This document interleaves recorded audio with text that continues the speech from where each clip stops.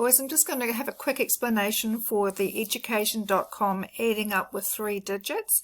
So it's just to do as a supporting activity for your adding with the ones, tens and hundreds. So it's all about a professor growing his beard, and you can see a long beard there.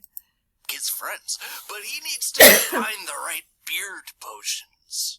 Add the total in each place value to find the sum of both numbers. The first number has already been filled for you. Drag the liquid up to the sum. So you go 7 plus 9. 7 plus 9. In the bottom right, and we go when up you're done filling 1 beaker. To what we think is 7 plus 9, 16. It's overflowing. And then Let's we go 10. carry How over. much is left over after we carry? We take 10 over into the tens and we're left with 6, aren't we? So we click on 6. We go OK. So we've added up the ones and we know we've got to carry that 1 there over. Now we're going to add up the 10. So 1 plus nothing is still 1. 1 plus 2 is 3. So the 10's 1.